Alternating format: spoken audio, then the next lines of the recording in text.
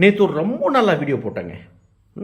எந்த ஒரு எமோஷன் இல்லை, ஒரு ஆஹூன்ட்டெல்லாம் பேசலை. விஜயை ரொம்ப ஹம்பலாக ரிக்வெஸ்ட் பண்ணேன்.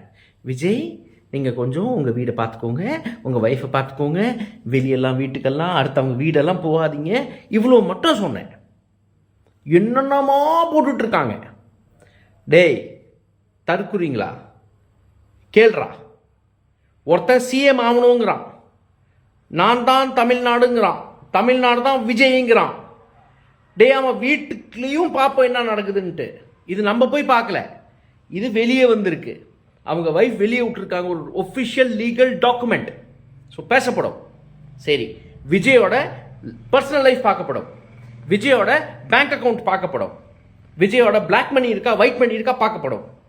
ஒரு விஷயம் பார்க்கப்படும். யா ஒருத்தன் சிஎம் ஆகணுங்கிறான், நாடே அவன் கையில் கொடுக்கணுங்கிறான், நான் தான் தமிழ்நாடு, தமிழ்நாடு தான் நானுங்கிறான். ஏண்டா பைத்தியமாடா நீங்களா?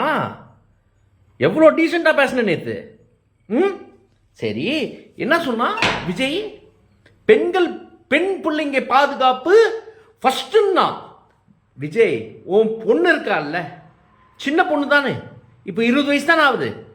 ஏன்னா அந்த பொண்ணுக்கு நீ பாதுகாப்பு, அவன் மனசு புண்படுத்தாம உன்னால வைக்க முடியல. நீ தமிழ்நாட்டில் இருக்க பொண்ணுங்களை பாப்பியா? உன் வைஃப் என்ன எழுதியிருக்கா? இன்னும் என்ன பாஸ், உங்க ட்ரக் அடிக்ஷன் வெளியே வருதுங்க. போதை பொருளை நீங்க தடுப்பீங்களா ஐயா?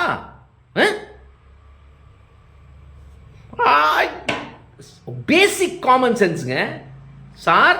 உங்களுக்கு பிடிக்கலனா, உங்களுக்கு பிடிச்சிருக்குன்னா டைவர்ஸ் கொடுங்க, வெளியே வாங்க, பொலிட்டிக்கலாக வாங்க. சார் டைவர்ஸும் கொடுக்க மாட்டாரு, அந்த அம்மா வீட்லேயே அடக்கி வச்சிருப்பாரு, அந்த அம்மாவுக்கு பணமும் கொடுக்க மாட்டாரு. ஓ, நீங்கள் அந்த அம்மாவுக்கு பணமும் கொடுக்கல. இது வேற ஒன்று. விஜயை தட்டி கேட்டாங்களா, பணத்தை நிறுத்திவிட்டான் மனுஷன். என்ன இது? நீ இவ்வளோ கீழ்த்தனமாக நடப்ப, ஆனால் நாங்கள் நாடை உங்களை நம்பி கொடுக்கணும். டேய், டீசெண்டாக பேசினேன், ரொம்ப ஓவராக பேசிட்டு இருந்தீங்க. விஜய் என்ன பண்ணியிருக்கான் இது வரைக்கும்? சொல்லு பார்க்கலாம். என்ன பண்ணியிருக்கான் விஜய்? படத்தில் நடிச்சிருக்கான், சரி. அடுத்தது என்ன பண்ணியிருக்கான்?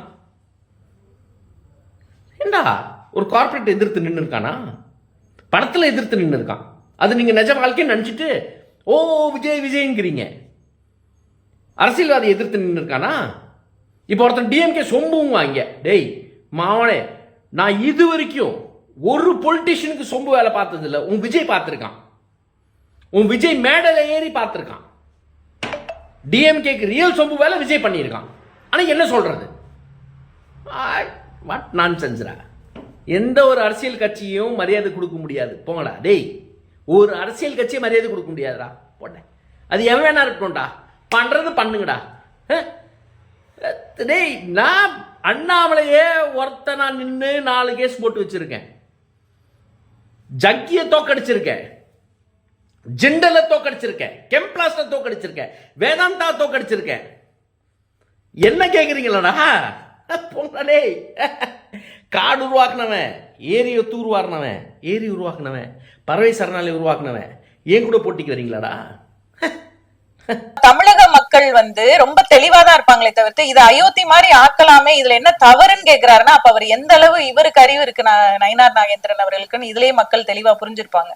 அப்ப நீங்க என்ன சொல்ல வரீங்க? நேரடியா நாங்க அப்படிதான் பண்ணுவோம், நாங்க பிஜேபியை உள்ள நுழைக்கிறதுக்கு ஆர்எஸ்எஸ் மூலமா எல்லா காரியங்களையும் நாங்க இதெல்லாம் ஒரு சின்ன சின்ன விஷயங்கள் அப்படியே குட்டி குட்டியா அரிச்சு அப்படியே பெரிய பூதாகரமா ஆக்கி அதுல ஒரு சந்தோஷப்படுறதுதான் பிஜேபியோட நோக்கம். என்னன்னா தமிழக மக்களுடைய நிம்மதியை கெடுக்கும்.